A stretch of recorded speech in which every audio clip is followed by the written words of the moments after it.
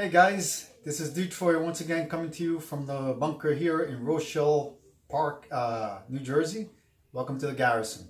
Okay, so I figured that today I do something a little bit different. I was thinking of introducing a new segment to the channel where I review commentaries that are posted on my channel. Okay, so I figured that would be a good way to provide an outlet for those of you out there who may want to have a say as far as what's going on in the YouTube wars in regards to the videos that I've been posting or the episodes that I've been posting, recapping all the game or the war from turn one. Obviously, I don't propose I'm going to go back to turn one or round one.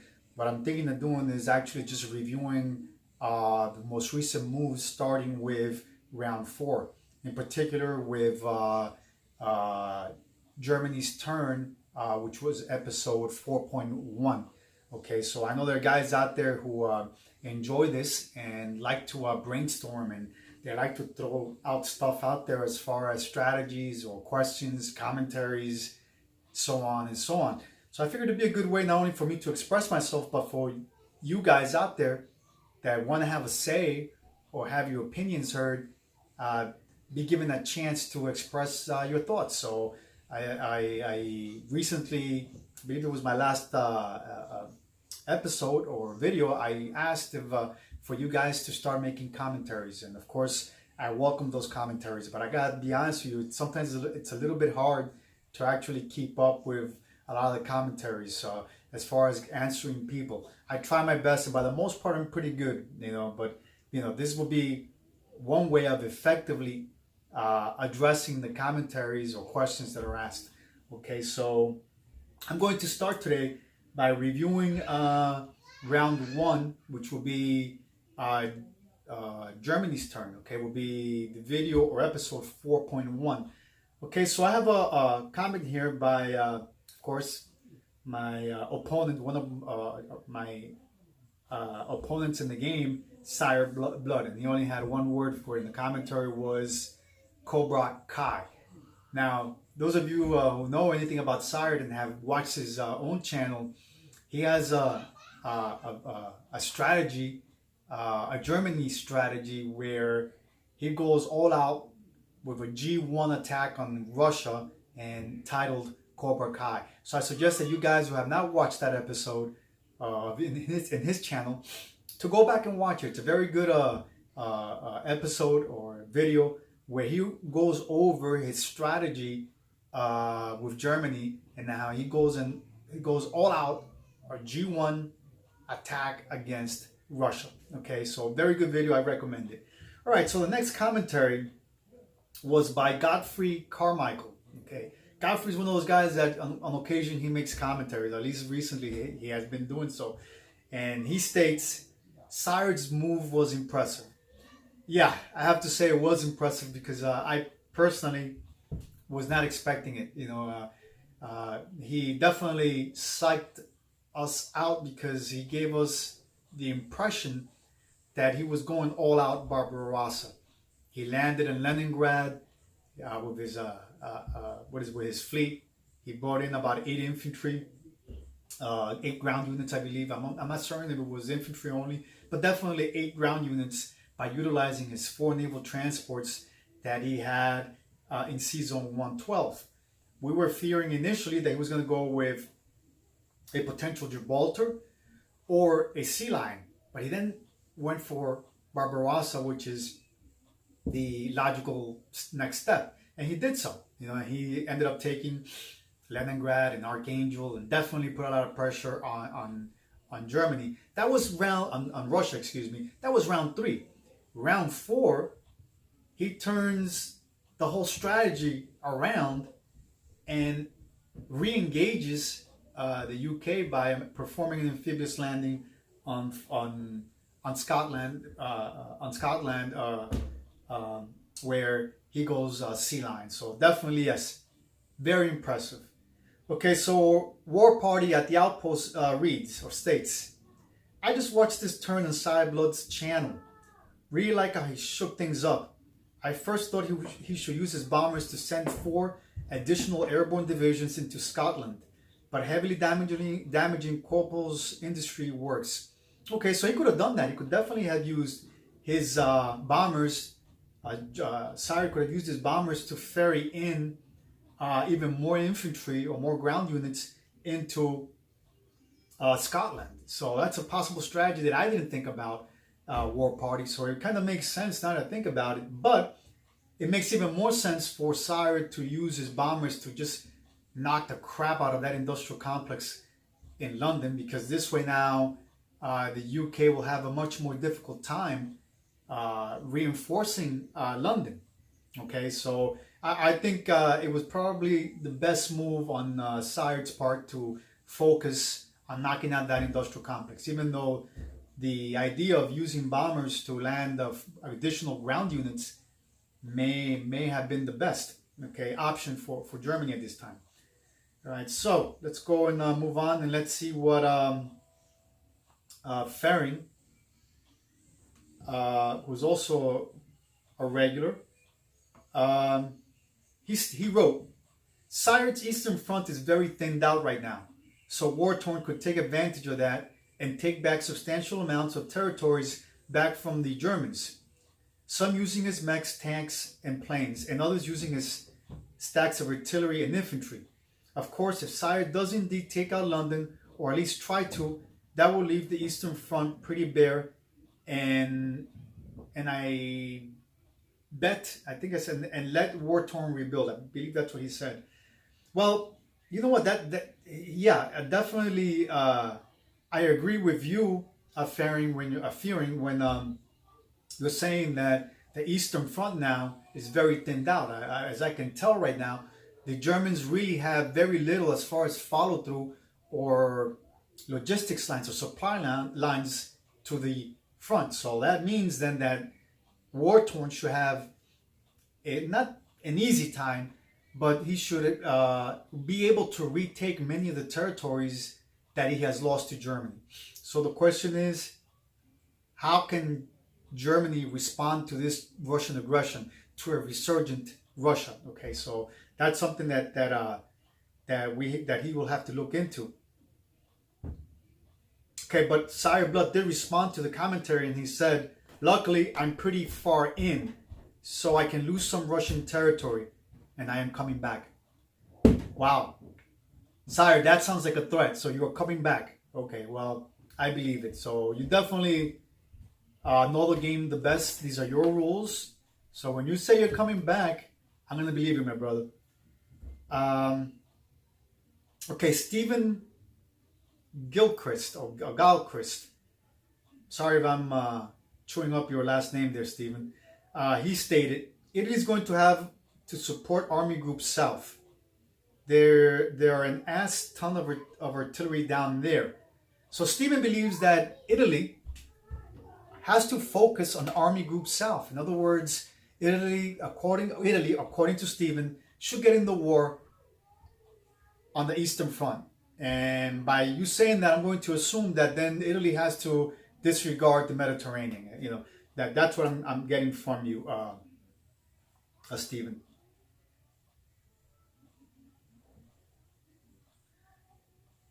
Okay, so okay, now Bulldozer. Let's move on. Bulldozer, Axis and Allies. Okay, wrote, nice attack going for the Third Reich. The Germans and Italians together are definitely looking ominous for the Brits. Well, yeah, Bulldozer, I think you hit the nail right on the head. It is looking ominous for the British, I have to say. There's a high probability that round 5, London will be sacked. London may be taken. Okay, that is a strong possibility, and it may very well happen. The problem, though, the question that poses, though, is the fact that Germany is focusing on the UK. Will it allow Russia to expand? And if Russia expands, can Germany effectively then turn around its war machine and re-engage the Russians effectively? Okay. Now, by Germany taking London, okay, that's one additional game objective, or one point additional for the Axis powers. Now remember, this game, for those of you who do not know, is over at round 8. At round 8, if the Axis powers have not achieved, okay, at the end of round 8, if the Axis powers have not yet achieved 12 points, the Allies have won. Okay, as of now, it's round 4. The Axis have a total of 8 points. So round 9, round 5, if the Axis take London, that'll be an additional 1 objective point. So it'll bring up the Allies, to 9 points. Okay, so I can see the reason why Sire went for London, or was going for a sea line operation, because it's 1 additional objective point. Okay, so all right. So what did Hambone write? Hambone. I had the honor and privilege of playing against Hambone game 1 at the Sire Blood Invitational.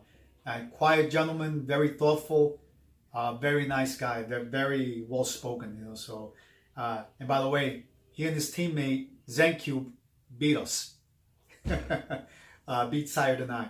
I do have to say though, I did take Moscow round 5, game 1. Unfortunately, because we were the Axis, we were unable to achieve the 12 victory points. All right, so anyway, my brother, let's see what Hambone has to say. Okay, bold move, doubling back to Scotland. Russia gets a breather. Doesn't look good for London. Yeah, it really doesn't. I think we can all agree on that. It doesn't really look good. Okay, so now let's see the GWNHQ. Okay, he wrote, I like the move by Sire Blood, but it really does leave him wide open to counterattack by Russia. True that, true statement. That is an unprepared, the US is unprepared to deal with London falling, though, which should give Germany some time to regain lost momentum in Russia. Can't wait to see how it turns out.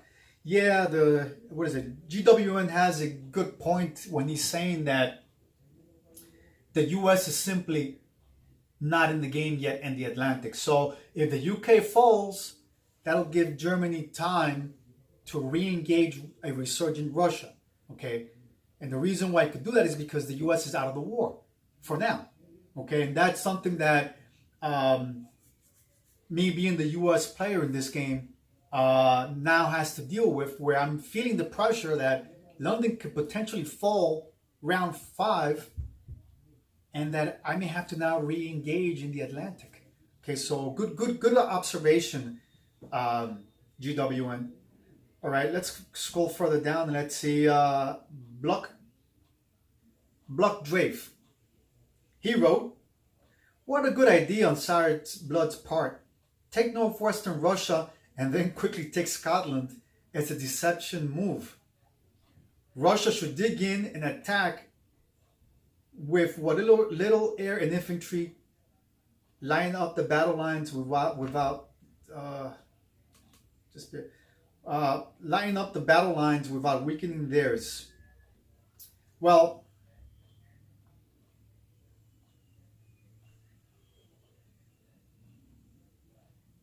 the thing is, Drafe, that Russia, even though it was a good move on Sire's part to go with a sea line, Russia does have the capacity now to become a beast.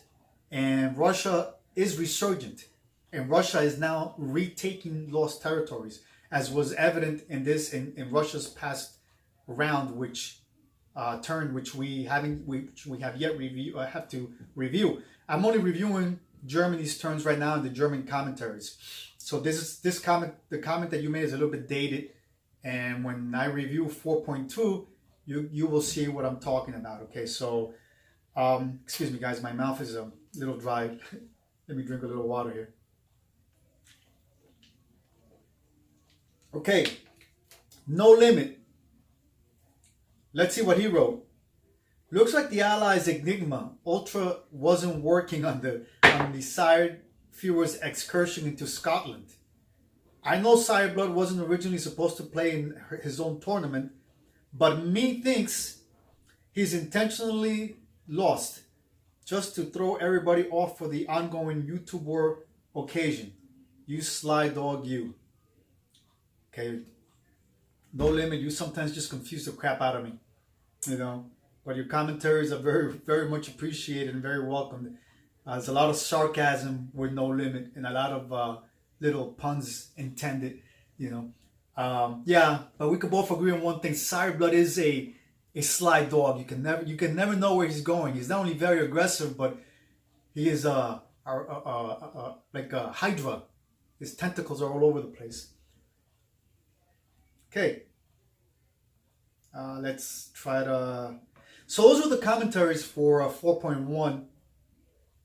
Let's now go into 4.2, which is War-Torn's turn playing Russia. Okay, so let's back up here a little bit.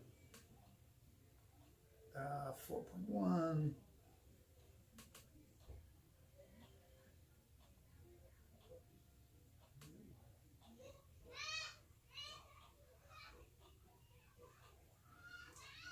Okay, so in my episode description of 4.2, I wrote, Germany launches a sea lion operation and takes Scotland.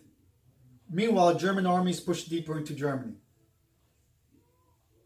Actually, I should have written, that's a mistake on my part. Meanwhile, German armies push deeper into Germany. And that was what I wrote for 4.1. My mistake. Let me go back. I thought it was in 4.2 here. Technology sometimes just runs me over, I tell you.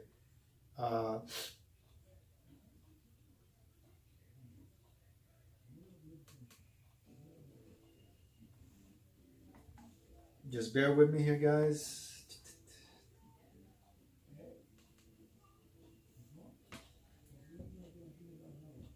Okay. My commentary for 4.2 was, the Red Army launches a major counteroffensive and retakes huge swaths of Russian territory. That is true. That's exactly what happened. Because the German lines on the Eastern Front are so thinned out now because the Germans pulled out of Leningrad and Archangel, and they took huge chunks of the German army with them so that they could perform a sea lion on Scotland. That left the German lines very thinned out, and the fact that Germany has forsaken its supply routes or logistics lines that does not permit for the German army to be resupplied on the Eastern Front. What this does is that it allows Russia now, with meager resources, okay, basically, with a very weakened Russian army, to launch effective counterattacks on the front. Okay, so now, right now, what we saw in 4.2 is a Russian counteroffensive effectively making gains in the front. Okay, so let's see what Fehring wrote. Okay, and he actually posted this 16 hours ago. He wrote, when it comes to this game, an Atlantic naval strategy with the Allies is really scary. Okay, simply because the German Luftwaffe that are hanging out in Paris, threatening any and all fleets that are around the coast of Germany, France, and Italy, I find it wise that you're going for a mostly Pacific strategy because of this, and because G.I. Joe could definitely use a butt kicking in his theater. He's not finished. All right, let me address that. Okay. Just because I went with a Pacific strategy does not mean that going with an Atlantic strategy is a bad strategy, okay? Going with an Atlantic strategy may be the way to go. I just gambled and decided to go with a Pacific strategy because I see that the logistics lines in the Pacific are actually narrower, okay? To get from Western USA to Tokyo is only 2 turns or 2 rounds, okay?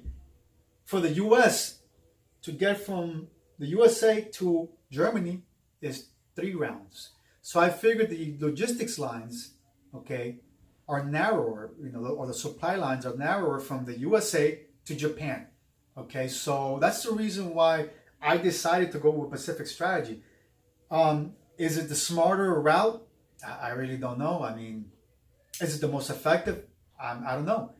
I mean, it all really depends on your own strategy, not so much strategy, but the strategy is a factor, but the tactics that you utilize within your strategy, and also Lady Luck. And not only that, but how your opponents respond to your strategy and your own tactics. There are a lot of variables.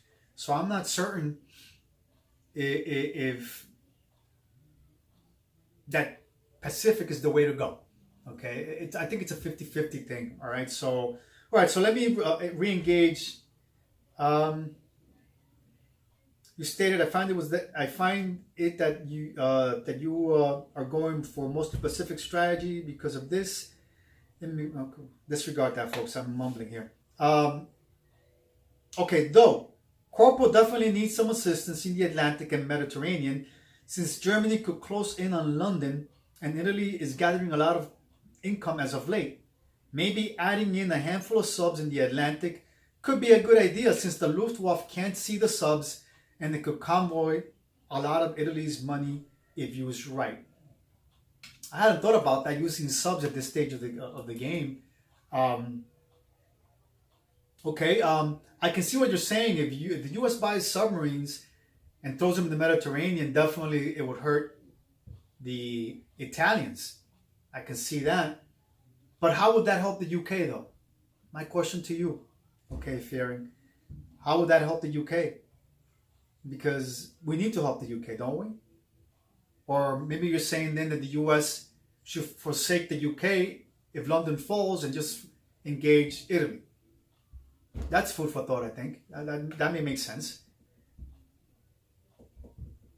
Okay, so he goes on to state, and he wrote, I don't know, that's just my 2 cents. The YouTube wars are certainly interesting and really fun to watch, and are even giving me some ideas for my own games of G40. Hey, Faring, thank you, man. That means a lot to me. It really does. The fact that you're enjoying the series, and that you're getting out of it and getting ideas. And I'm sure you're not the only one. A lot of my viewers out there are probably thinking the same thing, and they're getting ideas from the YouTube wars. Okay, so you're right about that. Okay. All right, so now let's go on to my good buddy and ally, Corporal 24. Simple commentary, always a supportive guy. Good recap as always. Thank you, Corporal. Okay, GWN HQ wrote, as the US, what will you do if London falls? Just wondering. GWN, I wish I could give you the answer right now. My allies and myself, we are contemplating strategies, and we do have responses to a potential UK invasion or London falling. Unfortunately, I cannot go into details, because if I go into details, my enemies and their spies will find out where we're going, so I cannot reveal. But when we do further reviews in the future, we will go into it, okay? I guarantee you that. Okay, so he further wrote, okay, will you ignore it? I think he's talking about the Atlantic. Will you ignore the Atlantic and keep up the Pacific strategy? Or will you bring things in the Atlantic? I think it might have been a mistake to totally abandon Europe altogether. Just wondering what your thoughts are or were. Love the video. Wish I could be playing myself. Well, GWN, before I answer that question or go into it further, we do have a WhatsApp chat that I recently set up, and we have over 30 people constantly going back and forth, and they are definitely talking about some people have already agreed to start their own games using YouTube or video as a way to play the game, or using video and YouTube as as a platform, a gaming platform. So if you're interested, let me know. I'll send you an invitation, a WhatsApp invitation to the chat, and this way you can maybe hopefully network and connect to other guys who are just as hungry to play the game like you. Or maybe we can play in the future. I have to say though, I'm pretty booked. I have a lot of guys that want to play, but you know, I'm not gonna say that we won't play. I hope we can play in the future. I know that my good friend General Bluegrass reached out to me recently asking to play a game with me, and I had to tell him that I couldn't commit to play because I was so busy also, not only with the game but other games that people are inviting me. So I'm not gonna turn anybody down, but I'm not gonna commit to anybody right now yet. Okay, so in any case, Stephen Gilchrist again, he wrote, and let me just scroll down here so I get the whole commentary that he made. Russia was smart to attack everywhere across the front, as German lines are thin and not much in lines of reserves. I still think Germans are going to need Italian help to hold the line in the south. Russians are massing at German's weakest point. If England had a strong presence in the Mediterranean, it would be an ugly situation for Axis, but from what I can see, they have no transports. Axis have some time to pull off the London gambit. We shall see how it plays out. Yeah, I mean, right on both points. The German lines, as we stated before, are thinned out, very obvious, and that's the reason why they're in wholesale retreat right now and damage control, because the lines on the Eastern Front, at least for Germany, are very thinned out. So that's allowing war-torn and his Russian infantry and the Red Army to launch a massive counteroffensive. Okay, so yes, you're correct. Now, the UK and the Allies are thin in the Mediterranean, and you're correct about that. And the question is, where is VK Cowboy, the Italian commander, going to focus on? Is he going to capitalize on the fact that there are no Allied warships in the Mediterranean? Will he re-engage in North Africa, or is he going to go out back Eastern Front and help his ally? What is he going to do? We shall find out this round when it's VK's Cowboys' turn with Italy. All right. Mr. Personalities next. And that's let me see. Hold on for a second.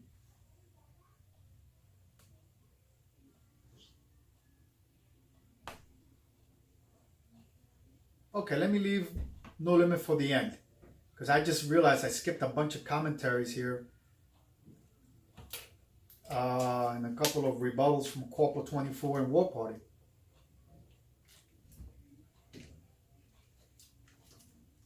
My voice, for some reason, lately has been giving me a hard time. I'm like, I have like a hoarse voice, and it's just killing me. And I don't know why. I don't know if it's just the weather. It's autumn, so I don't know. Anyway, War Party at the Outpost stated or wrote, I was just telling Lauren. Lauren is War Party's wife, for those of you who don't know. I love these recaps. Detroit's delivery and editing reminds me of my favorite TV show, The Twilight Zone. Jeez, Twilight Zone, really? Actually, I love The Twilight Zone. One of my favorite TV shows all time. He does a preliminary introduction like Rod Sterling, who fought in World War II as a U.S. Airborne Philippines Freedom Campaign, a Bronze Star recipient, Purple Heart recipient as well. I didn't know that. Did not know that. And then Detroit goes on to narrate the story. It's awesome. I love seeing the action with different.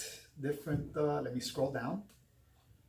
With different influences, with different paint schemes on the map. Wonder if aesthetics influences strategy. Does it? Aesthetics influences strategy? I don't think so. I don't think so, but I'll tell you what it does do is that it definitely uh, influences me in the way that it just gives the game pizzazz. It gives the game a little flavor, and it just motivates me into playing the game. It helps me connect with history. It makes the game a little bit more realistic for me. And that's why I think that playing with painted pieces, sculpts, and an oversized, beautiful map just enhances the gaming experience. But as far as strategy, I don't think it really changes much. Strategy. Okay, so Corporal 24 wrote, very interesting. The game is getting really interesting. I'm fighting for my life, trying to hold on to London at all costs. LOL. You guys starting your global game soon? I know you guys had picked teams, but not sure when you guys were going to start. Well, War Party, Hunter Jones, and a few other guys were already in the works of starting their own YouTube game. I don't know if it started or not. I'm not up to speed with that, but I hope that they do. And I really, if anything, Hunter Jones and Corporal were actually the founding fathers of the YouTube wars. These were the folks that actually were the first who started, this whole way of playing and using YouTube as a platform. I think it was originally Hunter Jones, and then Corporal said, hey, that's a great idea, let's do it, okay? And now here we are. All right, so, by the way, Lauren, if I didn't say it right, I may have. Lauren is War Party's wife, which I think I already said that, but I don't know.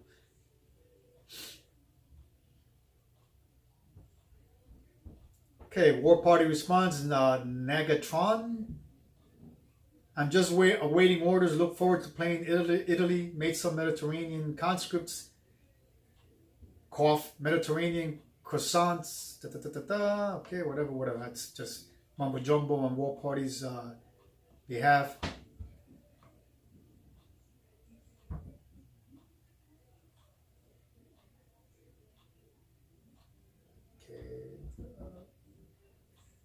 Okay, Bulldozer wrote, for now the Russians are holding their own.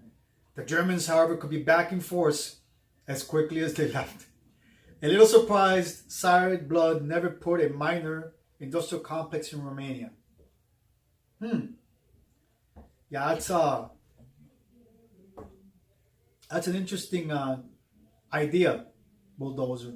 I think that putting a minor there is a must, and that's something that is part of the Cobra Kai strategy, right? That's something that Sired Blood uses in his strategy. Again, going back to his initial video in his channel.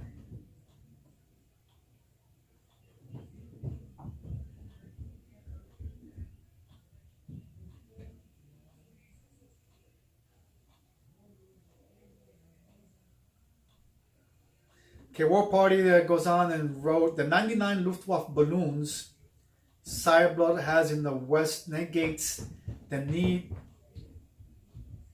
for the Atlantic Wall. He can still throw everything at the Eastern Front. Hell of a lot of Soviet advanced artillery now. It's going to be a bloodbath. Yeah, I agree. Okay, last but not least, folks. Looks like Stalin. This is No Limit. Looks like Stalin Torn is taking... looks like Stalin Torn. He's talking about War Torn. Okay, looks like Stalin Torn is taking full advantage of Cy Fuhrer's switcheroo and finally going on the offensive. I think it's a double-edged sword with your current American strategy. If you build up in the Atlantic, then maybe Sired Blood goes all out on Russia. J.I. Joe, not G.I., J.I., Japanese issue Joe. That's how No Limit refers to G.I. Joe, as J.I. Joe. Gets all berserk in the Pacific. Dang if you do, dang if you don't. As Cowboy will put it.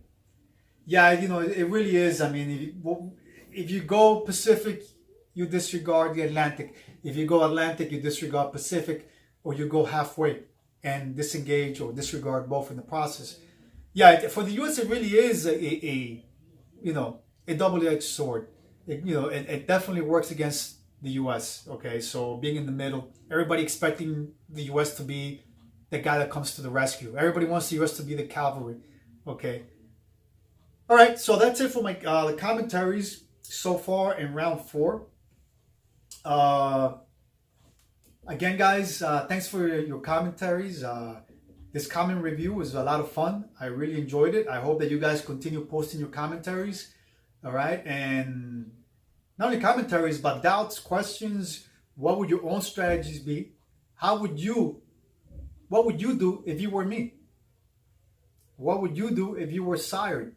What would you do if you were Russia or Japan and whatnot, and so on? If you guys don't like the strategies, let us know. That's something that we want to hear also. Okay, so guys, I